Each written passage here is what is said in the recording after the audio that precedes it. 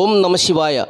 നാളെ ശുഭമാണോ എന്നുള്ള പ്രതിദിന ജ്യോതിഷ പരമ്പരയിലേക്ക് എല്ലാ പ്രിയപ്പെട്ട ജ്യോതിഷ വിശ്വാസികളെയും ലോകസമസ്ത സുഖിനോ ഭവന്തു എന്നുള്ള പ്രാർത്ഥനയോടുകൂടി വളരെ സ്നേഹത്തോടെ ഹാർദവമായി സ്വാഗതം ചെയ്യുന്നു. നാളെ 2024 ഏപ്രിൽ മാസം 20-ാം തീയതി ശനിയാഴ്ച ദിവസം 1799 മേടമാസം 7-ാം തീയതി ഇന്ത്യൻ തീയതി ചൈത്രമാസം 31-ാം തീയതി. നാളത്തെ സൂര്യോദയം രാവിലെ 6:14 അസ്തമയം വൈകുന്നേരം 6:28 നാളത്തെ തിഥി ദ്വാദശി തിഥിയാണ്. നാളത്തെ ഉദയാൽപരം നക്ഷത്രം പൂരം നക്ഷത്രം. ഇന്നത്തെ ഈ അധ്യായം പ്രിയപ്പെട്ടവർ ശ്രദ്ധയോടുകൂടി കേൾക്കണം. കാരണം 2 നക്ഷത്രത്തെക്കുറിച്ചാണ് ഇന്ന് പറയുന്നത്. അതായത് ഇന്ന് തലക്കെട്ട് കൊടുത്തിരിക്കുന്നത് പൂരം ഉത്രം എന്നാണ്. പൂരം നക്ഷത്രം ആരംഭിക്കുന്ന സമയം വെള്ളിയാഴ്ച രാവിലെ 10:58 പൂരം നക്ഷത്രം അവസാനിക്കുന്ന സമയം ശനിയാഴ്ച ഉച്ച കഴിഞ്ഞ് 2:05 അപ്പോൾ ഈ സമയത്ത് ജനിക്കുന്ന കുട്ടികൾ പൂരം നക്ഷത്ര ജാതകരാണെന്നുള്ളത് അറിഞ്ഞുകൊള്ളുക. ഇന്നലത്തെ അധ്യായത്തിൽ പൂരം നക്ഷത്രത്തെക്കുറിച്ചാണ് പറഞ്ഞത്. ഇന്നിപ്പോൾ തലക്കെട്ട് കൊടുത്തിരിക്കുന്നതിൻ്റെ കാരണം ശനിയാഴ്ച ദിവസം ഉത്രം നക്ഷത്രം ആരംഭിക്കുന്നത് ഉച്ച കഴിഞ്ഞാണ്. അതായത് 2:05 മുതലാണ്. അപ്പോൾ ഉത്രം നക്ഷത്രം പൂർണ്ണമായിട്ടും ഞായറാഴ്ച ദിവസം വരുന്നുണ്ട്. ഞായറാഴ്ച ദിവസം വൈകുന്നേരം 5:09 വരെ പകൽ സമയം കൂടുതലായിട്ടും ഉത്രം നക്ഷത്രം വന്നു ചേരുന്നു. അപ്പോൾ അതുകൊണ്ടാണ് ഇങ്ങനെ തലക്കെട്ട് കൊടുത്തിരിക്കുന്നത് പൂരം ഉത്രം എന്നുള്ളത് പ്രിയപ്പെട്ടവർ മനസ്സിലാക്കുക. അപ്പോൾ പൂരം നക്ഷത്രത്തിൻ്റെ സമയം എന്ന് പറയുന്നത് വെള്ളിയാഴ്ച രാവിലെ 10:58 മുതൽ ശനിയാഴ്ച ഉച്ച കഴിഞ്ഞ് 2:05 വരെയാണ്. ഉത്രം നക്ഷത്ര സമയം ശനിയാഴ്ച ഉച്ച കഴിഞ്ഞ് 2:05 മുതൽ ഞായറാഴ്ച വൈകുന്നേരം 5:09 വരെയാണ്. അപ്പോൾ ഞായറാഴ്ചത്തെ അധ്യായം ഉത്രം നക്ഷത്രത്തെക്കുറിച്ച് മാത്രമായിരിക്കും. ഇന്നിപ്പോൾ ശനിയാഴ്ച ഉച്ച കഴിഞ്ഞ് 2:05 വരെ പൂര നക്ഷത്രപ്രകാരമുള്ള അനുഭവങ്ങളായിരിക്കും പ്രിയപ്പെട്ടവർക്ക് വന്നു ചേരുക. അങ്ങനെ ചിന്തിക്കുമ്പോൾ പൂര നക്ഷത്രപ്രകാരം പൂയം, തിരുവാതിര, ഭരണി, കാർത്തിക, മകം, മൂലം, പൂരാടം എന്നീ നാളുകാർക്ക് അനുകൂലമായ ഫലങ്ങളും തിരുവോണം, ആയില്യം, പുണർദം, മകയിരം എന്നീ നാളുകാർക്ക് പ്രതികൂലമായ അനുഭവങ്ങളുമായിരിക്കും വന്നു ചേരുക എന്നുള്ളത് പ്രത്യേകം അറിഞ്ഞുകൊള്ളുക. പൂരം നക്ഷത്രം ശനിയാഴ്ച ഉച്ച കഴിഞ്ഞ് 2:05 വരെയുണ്ട്. ആ സമയം വരെയും പൂരം നക്ഷത്രപ്രകാരമുള്ള അനുഭവങ്ങളായിരിക്കും പ്രിയപ്പെട്ടവർക്ക് വന്നു ചേരുക. ശനിയാഴ്ച ഉച്ച കഴിഞ്ഞ് 2:05 മുതൽ ഉത്രം നക്ഷത്രപ്രകാരമുള്ള അനുഭവങ്ങളായിരിക്കും പ്രിയപ്പെട്ടവർക്ക് വന്നു ചേരുക എന്നുള്ളതും അറിഞ്ഞിരിക്കണം. ഉത്രം നക്ഷത്രപ്രകാരം ശനിയാഴ്ച ഉച്ച കഴിഞ്ഞ് 2:05 മുതൽ പൂരാടം, ഉത്രാടം, പൂരം, ആയില്യം, പുണർദം, കാർത്തിക, രോഹിണി എന്നീ നാളുകാർക്ക് നല്ല അനുഭവങ്ങൾ അവരുടെ ജീവിതത്തിൽ വന്നു ചേരുന്ന സമയമാണെന്നുള്ളത് അറിഞ്ഞുകൊള്ളുക. പ്രതികൂലമായ അനുഭവങ്ങൾ വന്നു ചേരാനിടയുള്ളത് തിരുവാതിര, പൂയം, മകം എന്നീ നാളുകാർക്കാണ്. ശനിയാഴ്ച ഉച്ച കഴിഞ്ഞ് 2:05 മുതൽ പ്രതികൂലമായ അനുഭവങ്ങൾ വന്നു ചേരാൻ സാധ്യതയുള്ളത് തിരുവാതിര, പൂയം, മകം എന്നീ നാളുകാർക്കാണെന്നുള്ളതും അറിഞ്ഞുകൊള്ളുക. അപ്പോൾ നക്ഷത്രങ്ങളുടെ സമയങ്ങളെല്ലാം വ്യക്തമായി മനസ്സിലായി എന്ന് വിചാരിക്കുന്നു. നാളെ ശനിയാഴ്ച ദിവസമാണ്. ശനിയാഴ്ച ദിവസം പകൽ സമയം ശുഭസമയമുണ്ട്. ഈ ശുഭസമയത്തിൻ്റെ പ്രത്യേകത എല്ലാവർക്കും അറിയാമല്ലോ. ജ്യോതിഷം പറയുന്നത് ഏതൊരു കാര്യം ചെയ്യുമ്പോഴും ഒരു ശുഭസമയം നോക്കണം, ശുഭദിനം, ശുഭനക്ഷത്രം എന്നിവയൊക്കെ സ്വീകരിക്കണമെന്നാണ് പറയുന്നത്. നമ്മുടെ ജീവിതത്തിലെ പ്രധാനപ്പെട്ടതായ കാര്യങ്ങളൊക്കെ, ദൈനംദിന ജീവിത കാര്യങ്ങളുമായി ബന്ധപ്പെട്ട പ്രധാനപ്പെട്ട കാര്യങ്ങളൊക്കെ ചെയ്യുവാൻ വേണ്ടി എപ്പോഴും ശുഭസമയം തന്നെ തിരഞ്ഞെടുക്കുക. അപ്രകാരം ശനിയാഴ്ച ദിവസത്തെ ശുഭസമയം എന്ന് പറയുന്നത് ശനിയാഴ്ച ദിവസം രാവിലെ 7:44 മുതൽ 9:14 വരെ ഉണ്ട്. അതിനുശേഷം 10:44 മുതൽ 12:24 വരെ ഉണ്ട്. അത് കഴിഞ്ഞ് ഉച്ച കഴിഞ്ഞ് 1:44 മുതൽ 5:15 വരെ ഉണ്ട്. അപ്പോൾ ഈ സമയമൊക്കെ നോക്കി പ്രധാനപ്പെട്ടതായ കാര്യങ്ങളൊക്കെ ചെയ്തെടുക്കണം, ജീവിത വിജയം നേടണം എന്നാണ് ജ്യോതിഷം ഓർപ്പിക്കുന്നത്.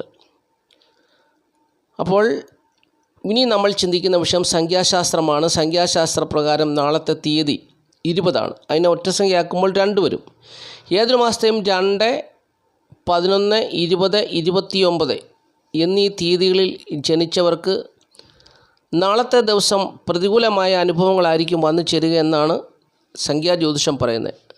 അപ്പോൾ പ്രതികൂലമായ അനുഭവങ്ങൾ വന്നു ചേർന്നാൽ അവർ നിരാശപ്പെടരുത്. കാരണം അതിനുള്ള പരിഹാരം സംഖ്യാജ്യോതിഷം പറഞ്ഞു തരുന്നുണ്ട്. നാളത്തെ ദിവസം പച്ച നിറം, വെള്ള നിറം എന്നീ നിറങ്ങളിലുള്ള വസ്ത്രങ്ങൾ, പച്ച, വെള്ള നിറങ്ങളിലുള്ള വസ്ത്രങ്ങൾ ധരിക്കുക. പ്രതികൂലങ്ങളൊന്നും നിങ്ങളെ വേദനിപ്പിക്കുകയില്ല. എല്ലാ പ്രതികൂലങ്ങളും നിങ്ങൾക്ക് അനുകൂലമായി വന്നു ചേരുമെന്നാണ് സംഖ്യാജ്യോതിഷം പറയുന്നത്. നിറങ്ങൾക്ക് മനുഷ്യ ജീവിതത്തിൽ സ്വാധീനം ചെലുത്തുവാൻ കഴിയും. പ്രതികൂലങ്ങൾ നിങ്ങളെ തകർത്ത് കളയാൻ നിറങ്ങൾ സമ്മതിക്കത്തില്ല. നിറങ്ങൾക്ക് നിങ്ങളിൽ ശക്തി പകരാൻ കഴിയും. അപ്പോൾ പ്രതികൂലങ്ങളായ അനുഭവങ്ങൾ അനുകൂലമായി മാറി വരും. പ്രതികൂലമെന്ന് കരുതുന്ന പലതും നിങ്ങൾക്ക് അനുകൂലമായി വന്നു ചേരുമെന്നാണ് സംഖ്യാജ്യോതിഷം പറയുന്നത്. അതുകൊണ്ട് പച്ച നിറങ്ങളിലുള്ള വസ്ത്രങ്ങൾ, വെള്ള നിറങ്ങളിലുള്ള വസ്ത്രങ്ങൾ ധരിക്കുക. നാളത്തെ ദിവസം അതുപോലെ തന്നെ പേരിൽ ഇംഗ്ലീഷ് അക്ഷരമാലയിലെ BKR എന്നീ അക്ഷരങ്ങളുണ്ടെങ്കിൽ അതും നല്ല അനുഭവങ്ങൾ തന്നെ വന്നു ചേരുവാൻ കാരണമായി തീരും എന്നും സംഖ്യാജ്യോതിഷം പറയുന്നു.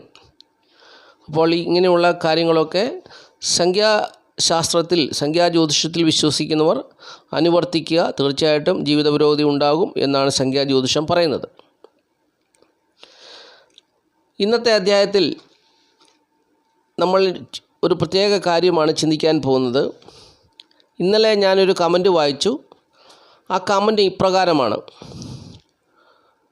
ശുക്രൻ്റെ ദശാകാലത്ത് സുഖിക്കാത്തവരില്ല, ആദിത്യൻ്റെ ദശാകാലത്ത് അലയാത്തവരുമില്ല. ഒരു കമൻ്റാണ്. ആ കമൻറ്റ് ഇപ്രകാരമായിരുന്നു. അപ്പോൾ ഞാൻ ആ കമൻറ്റിനെക്കുറിച്ച് മറുപടി പറയാൻ ആഗ്രഹിക്കുന്നു. കാരണം ഇത്തരത്തിലുള്ള കമൻറ്റുകൾ ആദ്യമായിട്ടാണ് വന്നത്. എല്ലാവരും നമസ്കാരമൊക്കെയാണ് പറയുന്നത്. പക്ഷേ ഇത്തരത്തിലുള്ള കമൻറ്റുകളൊക്കെ എല്ലാവരും ചെയ്യുക. നമുക്കതിനെക്കുറിച്ച് ജ്യോതിഷപരമായിട്ടുള്ള അതിൻ്റെ സത്യാവസ്ഥ എന്താണ്, എന്തുകൊണ്ടാണ് ഇത്തരത്തിലുള്ള ഒരു കമൻറ്റ് ഇടാൻ ഈ കമൻറ്റ് ഇട്ടയാളെ പ്രേരിപ്പിച്ചത്, അപ്പോൾ അതിനെക്കുറിച്ച് നമുക്കൊന്ന് മനസ്സിലാക്കാൻ പറ്റും. കാരണം ഇങ്ങനെയൊക്കെയാണ് ജ്യോതിഷപരമായ കാര്യങ്ങൾ നമ്മൾ അറിഞ്ഞിരിക്കേണ്ടത്. അപ്പോൾ ആദ്യമായിട്ട് ആ കമൻറ്റ് ഇട്ടയാളെ ഞാൻ അനുമോദിക്കുന്നു. ഇത്തരത്തിലുള്ള കമൻറ്റുകൾ എല്ലാവരും ചെയ്യുക. കാരണം ജ്യോതിഷത്തെക്കുറിച്ച് അല്ലെങ്കിൽ നമ്മുടെ ജീവിതത്തെക്കുറിച്ചൊന്ന് മനസ്സിലാക്കാൻ പറ്റും. എന്തുകൊണ്ടാണ് ശുക്രൻ്റെ ദശയിൽ ജീവിതം സുഖിക്കാത്തവരില്ല എന്ന് പറയുന്നത്? എല്ലാവരും ശുക്രൻ്റെ ദശാകാലത്ത് ജീവിതം സുഖിക്കുന്നവരാണോ? ഒരിക്കലുമല്ല.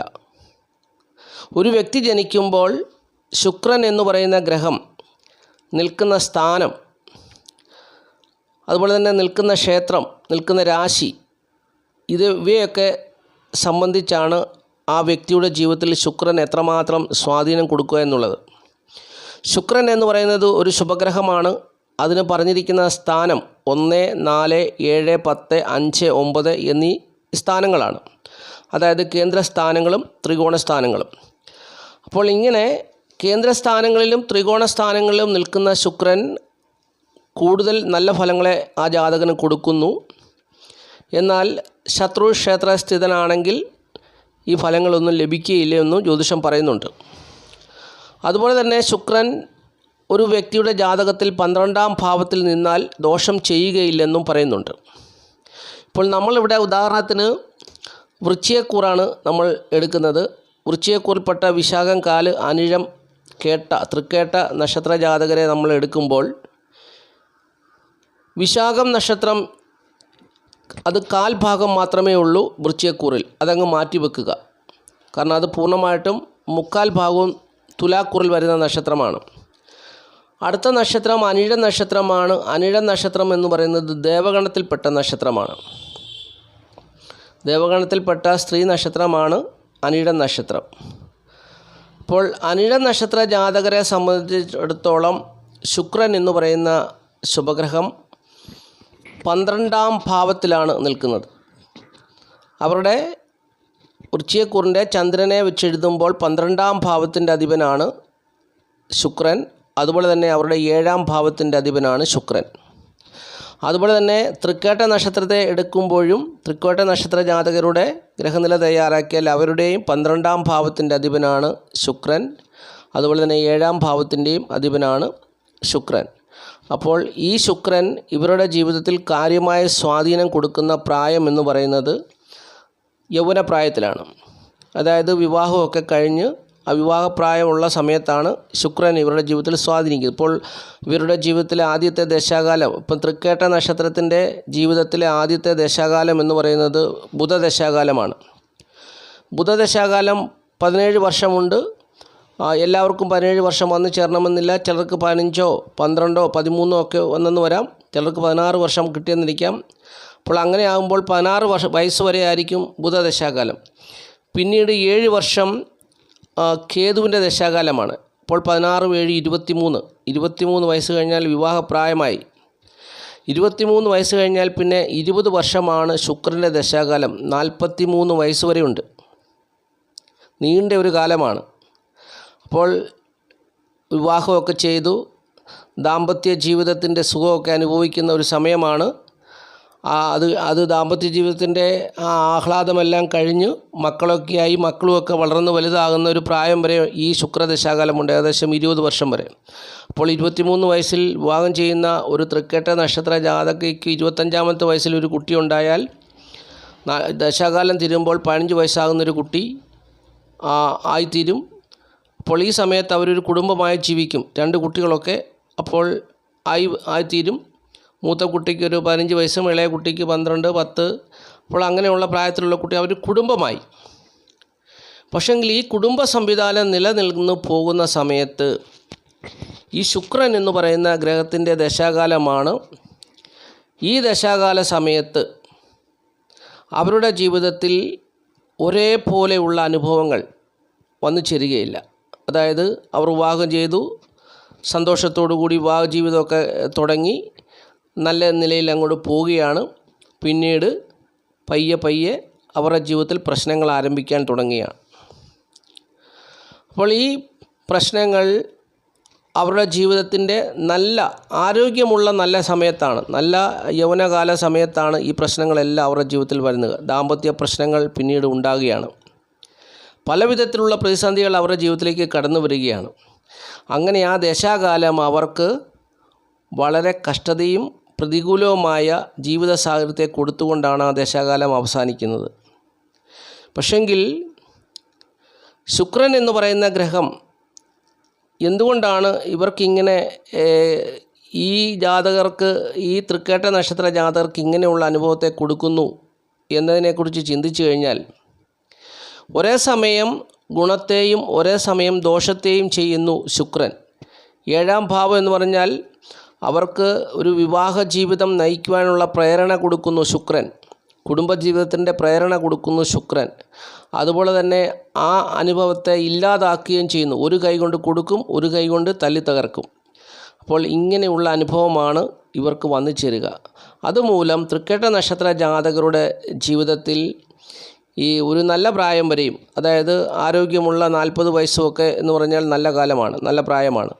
ആ സമയം വരെയും ദാമ്പത്യ ജീവിത പ്രശ്നങ്ങൾ അവരെ വേട്ടയാടിക്കൊണ്ടിരിക്കും. ഇതിൻ്റെ പ്രധാനപ്പെട്ട കാരണം ശുക്രൻ ഈ നക്ഷത്ര ജാതകർ ഇവർ ദാമ്പത്യ ജീവിതം നയിച്ച് പോകുന്ന സമയത്ത് ഈ ശുക്രൻ എന്ന് പറയുന്ന ഗ്രഹം പറഞ്ഞല്ലോ, ഒരു കൈ കൊണ്ട് കൊടുക്കും, മറു കൈ കൊണ്ട് തല്ലി തകർക്കും. അപ്പോൾ അങ്ങനെ ശുക്രൻ എന്ന് പറയുന്ന ഗ്രഹം ഒരു ജാതകയെ അല്ലെങ്കിൽ ജാതകനെ ഒരു കുടുംബമാക്കി മാറ്റുന്നു. ഭാര്യയും ഭർത്താവും മക്കളുമായുള്ള സംവിധാനത്തിലേക്ക് എത്തിക്കുന്നു. അതിനുശേഷം അവരുടെ മനസ്സിനെ ഭിന്നിപ്പിക്കുന്നു. മനസ്സിനെ ഭിന്നിപ്പിച്ച് അവരുടെ മനസ്സിനെ മറ്റൊന്നിലേക്ക് ആകർഷിച്ചു, അല്ലെങ്കിൽ മറ്റൊരു സാഹചര്യത്തിലേക്ക് അവരെ എത്തിക്കും. അങ്ങനെ എത്തിച്ചിട്ട് അവരുടെ ജീവിതത്തിൽ പ്രശ്നങ്ങൾ സൃഷ്ടിച്ച് അവരുടെ ദാമ്പത്യ ജീവിതത്തിൽ കലഹവും പ്രശ്നങ്ങളും അങ്ങനെയായി, പിന്നെ ഡിവോഴ്സായി, അങ്ങനെ ഒരുപാട് പേരുടെ ജീവിതം അങ്ങനെ തകർന്നു പോകുന്നു. അപ്പോൾ ഈ ശുക്രൻ എന്ന് പറയുന്ന ഗ്രഹം കൂടുതൽ സ്വാധീനം ഒരു വ്യക്തിയിൽ ചെലുത്തിയാൽ ആ വ്യക്തിക്ക് ദോഷമാണ് സംഭവിക്കുന്നത്. എന്നാൽ കുറഞ്ഞ രീതിയിൽ ആ സ്വാധീനം വന്നാൽ അതും ദോഷം വരും. അപ്പോൾ ശുക്രൻ്റെ സ്വാധീനം ഒരു മധ്യമ ലെവലിൽ നിൽക്കണം, എങ്കിൽ മാത്രമേ ആ ഒരു വ്യക്തിയുടെ ജീവിതം നല്ല നിലയിൽ പോവുകയുള്ളൂ. ശുക്രൻ ഒട്ടും തന്നെ സ്വാധീനിച്ചില്ലെങ്കിൽ ആ വ്യക്തി ഒരു സന്യാസിയായി മാറും, ലൗകിക ജീവിതത്തോട് താല്പര്യമില്ലാത്ത ഒരു വ്യക്തിയായി മാറും. അപ്പോൾ അങ്ങനെ ഒരു ലൗകിക ജീവിതത്തോട് താല്പര്യമില്ലാത്ത ഒരു വ്യക്തിയായി മാറി അങ്ങനെ ഒരു സന്യാസിയായി ബ്രഹ്മചര്യത്തിലേക്ക് മാറിപ്പോകും. അതേസമയത്ത് ശുക്രൻ ഒരു നിശ്ചിത അളവിലാണ്, അതായത് ഒരു ദോഷം ചെയ്യാത്ത ഒരു സ്ഥിതിയിലാണ് സ്വാധീനിക്കുന്നതെങ്കിൽ മാന്യമായൊരു കുടുംബജീവിതം, ദാമ്പത്യ ജീവിതമൊക്കെ നയിച്ച് ആ വ്യക്തി അങ്ങ് പോകും. അതിൽ കൂടുതലുള്ള സ്വാധീനമാണ് ആ വ്യക്തിയിൽ വരുന്നതെങ്കിൽ അപവാദം കേൾക്കുന്ന വിധത്തിലുള്ള സ്വഭാവത്തിൻ്റെ ഉടമയാക്കി ശുക്രൻ ആ ജാതകനെ മാറ്റും, അല്ലെ ആ ജാതകയെ മാറ്റും എന്നുള്ളതാണ് ശുക്രൻ്റെ പ്രത്യേകത. മറ്റൊരു പ്രധാനപ്പെട്ട വിഷയം, ഇവർക്ക് തൃക്കേട്ട നക്ഷത്ര ജാതകരെ സംബന്ധിച്ചോളം അവർ അസുരഗണത്തിൽപ്പെട്ട നക്ഷത്രമാണ്. അപ്പോൾ അസുരഗണത്തിൽപ്പെട്ട നക്ഷത്രമാണ്. ഈ തൃക്കേട്ട നക്ഷത്രത്തിൻ്റെ കൂറിൻ്റെ അധിപൻ ചൊവ്വയാണ്. അപ്പോൾ ചൊവ്വയും ശുക്രനും ശത്രുക്കളല്ല, അവർ മിത്രങ്ങളാണ്. മിത്രങ്ങളാണെങ്കിൽ പോലും ചൊവ്വ ഈ ജാതകർക്ക് അല്ലെങ്കിൽ തൃക്കേട്ട ജാതകർക്ക് നല്ല ധൈര്യവും ഏതൊരു കാര്യത്തെ നേരിടുവാനും വാദപ്രതിവാദങ്ങളിൽ ജയിക്കുവാനും വാക് സാമർഥ്യമൊക്കെ കൊടുക്കുമ്പോൾ ഈ ശുക്രൻ അതുപോലെ തന്നെ ഇവരുടെ ജീവിതത്തിലെ ദാമ്പത്യ പ്രശ്നങ്ങളും ഉണ്ടാക്കുന്നു. അപ്പോൾ അങ്ങനെ ഒരു പ്രശ്നത്തെ നേരിടുമ്പോൾ ആ പ്രശ്നത്തെ അതിജീവിക്കുവാൻ വേണ്ടി സർവ്വശക്തി ഉപയോഗിച്ച് പോരാടുമ്പോൾ ഒരുപക്ഷെ ജീവിതം നഷ്ടപ്പെട്ടു പോകാം, പ്രതിസന്ധിയിലകപ്പെടും, ഭാര്യയും ഭർത്താവും രണ്ടാകും. അങ്ങനെ ചിലരൊക്കെ വളരെ സഹനശക്തിയോടുകൂടി ഈ സമയത്ത് ജീവിതത്തെ മുമ്പോട്ട് കൊണ്ടുപോയാലും അവർക്ക് പിന്നീട് അവരുടെ ദാമ്പത്യ ജീവിതം ഒന്നിച്ച് മുമ്പോട്ട് കൊണ്ടുപോകാനായിട്ട് കഴിയാതെ വരും. അങ്ങനെയൊക്കെയാണ് തൃക്കേട്ട നക്ഷത്ര ജാതകരുടെ ജീവിതത്തിൽ കൂടുതലായിട്ടും സംഭവിക്കുന്നത്. ഒരുപാട് കണ്ണുനീര് കുടിച്ചാണ് തൃക്കേട്ട നക്ഷത്ര ജാതകരായിട്ടുള്ള സ്ത്രീകൾ ഈ ഒരു കാലഘട്ടം തള്ളിവിടുന്നത്. അപ്പോൾ ഇതിൻ്റെ കാരണം ഇതാണ്.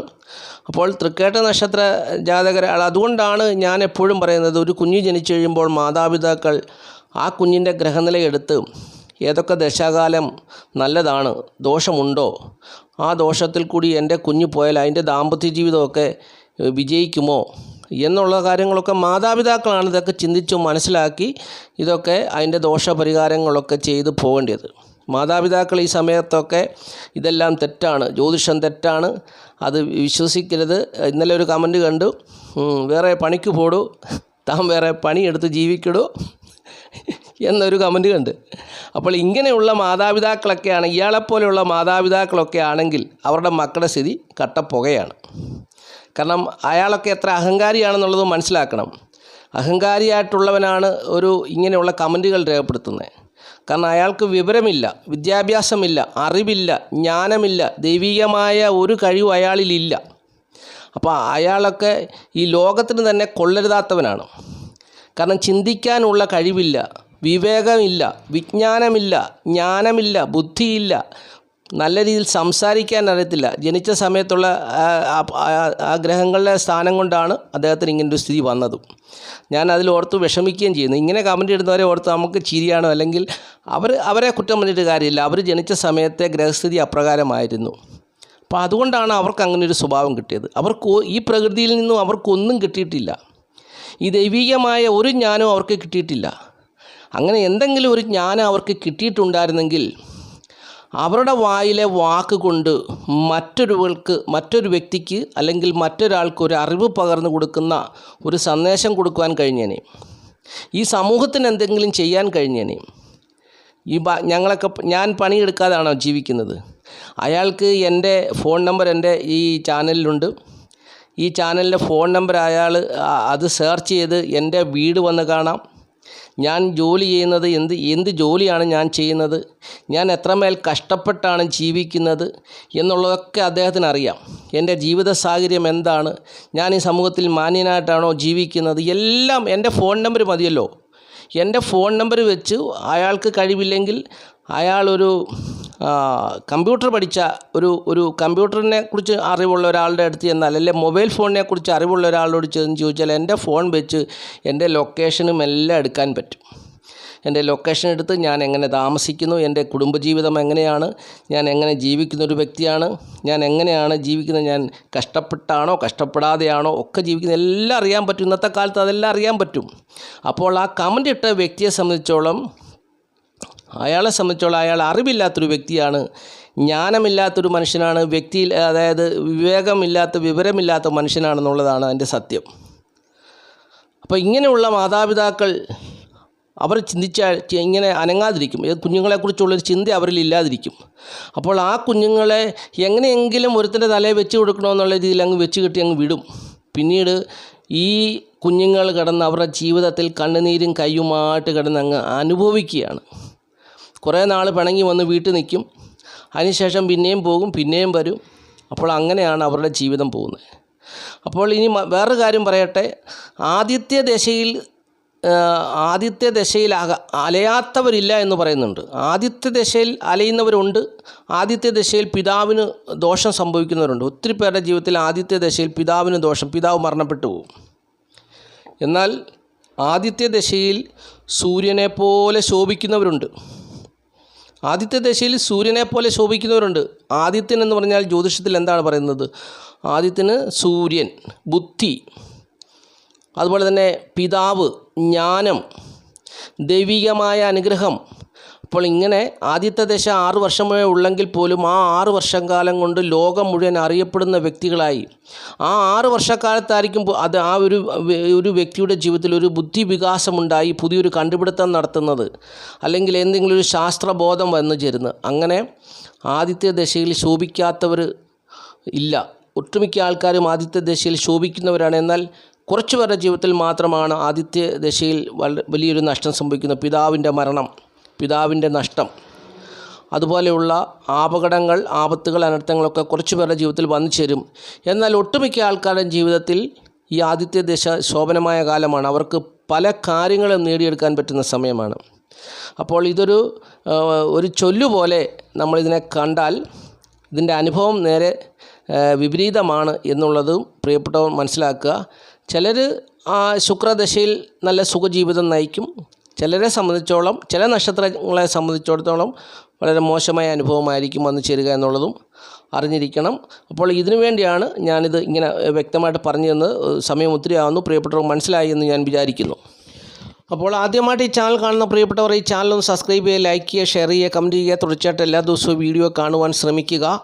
അതുപോലെ തന്നെ എല്ലാ ദിവസവും എല്ലാ നക്ഷത്ര ജാതകർക്കും വേണ്ടി സർവൈശ്വര്യ പൂജ ചെയ്യുന്നുണ്ട്. താല്പര്യമുള്ളവർ സർവൈശ്വര്യ പൂജയിൽ പങ്കുചേരുക. 100 രൂപയാണ് അതിൻ്റെ ചാർജ്. 100 രൂപ അയച്ചിരുക. അതുപോലെ തന്നെ പേര്, മേൽവിലാസം, തൊഴിൽ, പ്രായം എല്ലാ കാര്യങ്ങളും അറിയിക്കുകയും കൂടി വേണം. അവർക്ക് വേണ്ടി എല്ലാ ദിവസവും സർവൈശ്വര്യ പൂജ ചെയ്യുന്നുണ്ട്. ഈ മാസം 28-ാം തീയതി ശ്രീകാളഹസ്തി ക്ഷേത്രത്തിൽ ഞാൻ രാഹുകേതു ദോഷപരിഹാര പൂജയ്ക്കായിട്ട് പോകുന്നു. രാഹുകേതു ദോഷപരിഹാര പൂജ മാത്രമല്ല, ഇപ്പോൾ ജീവിതത്തിൽ പലവിധമായ പ്രതിസന്ധികൾ അനുഭവിക്കുന്നവർക്ക് വേണ്ടി, അവരുടെ ജീവിതത്തിലെ പ്രശ്നങ്ങൾ ഒഴിയുന്നതിന് വേണ്ടി മഹാദേവൻ്റെ സന്നിധിയിൽ പോയി അവർക്കായിട്ട് ഞാൻ പൂജ ചെയ്യുന്നു. ഞാൻ മഹാദേവനെ മാത്രമാണ് ഫോക്കസ് ചെയ്യുന്നത്. ഞാൻ എപ്പോഴും എൻ്റെ നാവിൽ എപ്പോഴും മഹാദേവൻ എന്നുള്ള ഒരു നാമം മാത്രമാണ്. എല്ലാവരും വ്യത്യസ്തമായി, ഞാൻ സത്യാവസ്ഥ തുറന്നു പറയുകയാണ്, എല്ലാവരും വ്യത്യസ്തമായ രീതിയിലാണ് കൃഷ്ണനെയും അയ്യപ്പനെയും എല്ലാവരും എപ്പോഴും പ്രാർത്ഥിക്കുകയൊക്കെ ചെയ്യുന്നു. എന്നാൽ എന്നെ സംബന്ധിച്ചിടത്തോളം ഒൺലി മഹാദേവൻ. എൻ്റെ മനസ്സിലും ചിന്തയിലും എന്നിലും എൻ്റെ രക്തത്തിലും എൻ്റെ ശരീരത്തിലും എപ്പോഴും മഹാദേവൻ. ഹിന്ദു മതവിശ്വാസപ്രകാരം അയ്യപ്പനുണ്ട്, കൃഷ്ണനുണ്ട്, അതുപോലെ തന്നെ സുബ്രഹ്മണ്യനുണ്ട്. അങ്ങനെ ഒരുപാട് രീതിയിലുള്ള ആചാര അനുഷ്ഠാനങ്ങളും ദേവന്മാരും എല്ലാം ഉണ്ട്. പക്ഷെങ്കിൽ ഞാൻ എപ്പോഴും എൻ്റെ ജീവിതത്തിൽ ഫോക്കസ് ചെയ്യുന്നത് എന്നിലെപ്പോഴും ഉള്ളത് മഹാദേവൻ എന്നുള്ള ഒരു നാമം മാത്രമാണ്. അതുകൊണ്ടാണ് ഞാൻ ഈ കാളഹസ്തിയിലേക്ക് പോകുന്നത്, കാളഹസ്തി ക്ഷേത്രത്തിൽ പോയി പൂജ ചെയ്യുന്നത്.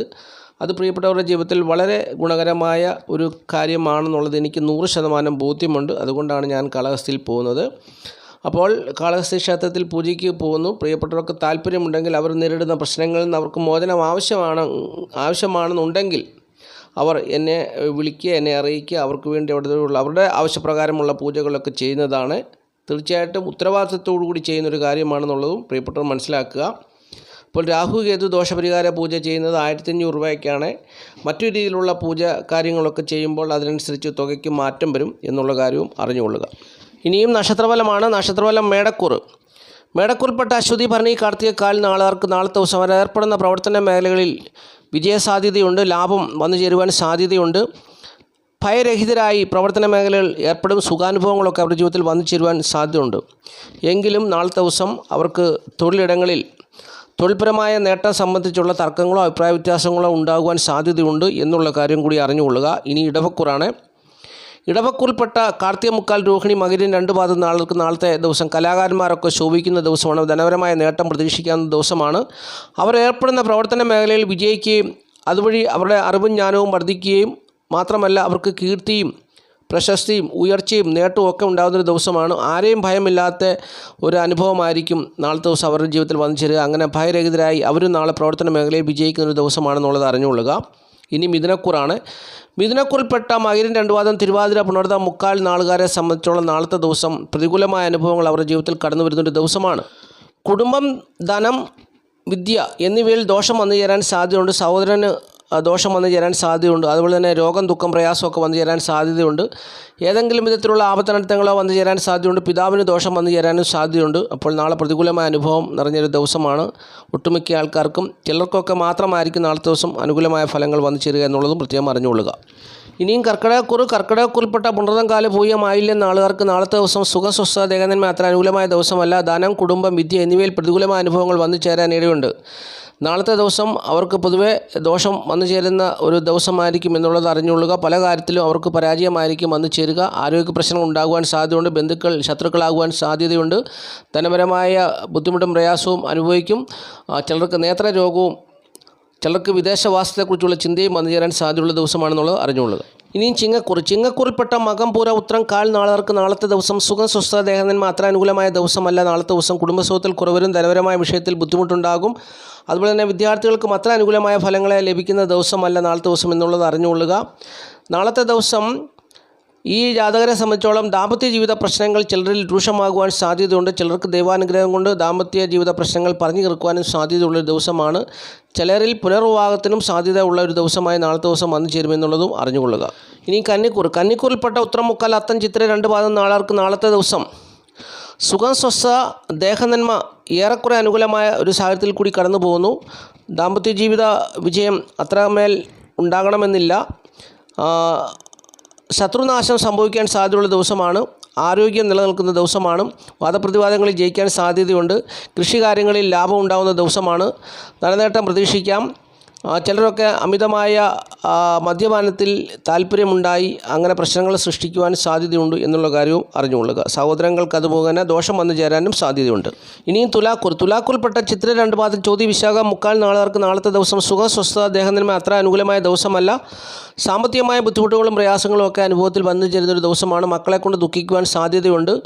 ഐശ്വര്യം, ഈശ്വരവിശ്വാസം, ധനസ്ഥിതി എന്നിവയിൽ ഏറ്റക്കുറച്ചുകൾ വന്നു ചേരാൻ സാധ്യതയുണ്ട്. ചിലർക്കൊക്കെ ഭാര്യയ്ക്കോ ഭർത്താക്കന്മാർക്കോ ഏതെങ്കിലും വിധത്തിലുള്ള രോഗമോ അതുമുഖേനയുള്ള ക്ലേശമോ വന്നു ചേരാൻ സാധ്യതയുണ്ട്. ചിലർക്ക് മാനസികമായുള്ള വളരെയേറെ ബുദ്ധിമുട്ടും പ്രയാസവും അനുഭവത്തിൽ വന്നു ചേരും. ചിലർ ബന്ധുജനങ്ങളുമായി ശത്രുതയിലും അകപ്പെടാൻ സാധ്യതയുണ്ട് എന്നുള്ള കാര്യവും അറിഞ്ഞുകൊള്ളുക. ഇനി വൃശ്ചികക്കൂറിൽപ്പെട്ട വിശാഖം, കാൽ, അനിഴം, കേട്ട നാളുകാരെ സംബന്ധിച്ചോടെ നാളത്തെ ദിവസം സുഖം, സ്വസ്ഥത, ദേഹനന്മ അത്ര അനുകൂലമായ ദിവസമല്ല. ധനപരമായ ബുദ്ധിമുട്ടും പ്രയാസവും അനുഭവിക്കും. കുടുംബസുഖത്തിൽ കുറവരും.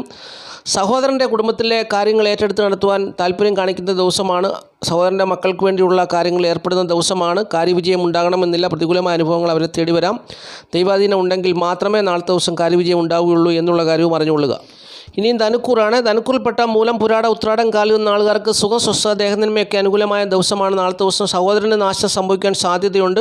നല്ല കുടുംബജീവിതം നയിക്കുന്ന ദിവസമാണ്. ഗ്രഹസുഖം, കുടുംബസുഖം, ധനസുഖം അങ്ങനെ സുഖാനുഭവങ്ങൾ നിറഞ്ഞ ഒരു ദിവസമാണ് നാളത്തെ ദിവസം എന്നുള്ളത് അറിഞ്ഞുകൊള്ളുക. തൻ്റെ കുലത്തിൻ്റെ അല്ലെങ്കിൽ കുടുംബത്തിൻ്റെ പ്രധാനിയാകുന്നൊരു ദിവസവുമാണ് നാളത്തെ ദിവസം എന്നുള്ളത് അറിഞ്ഞുകൊള്ളുക.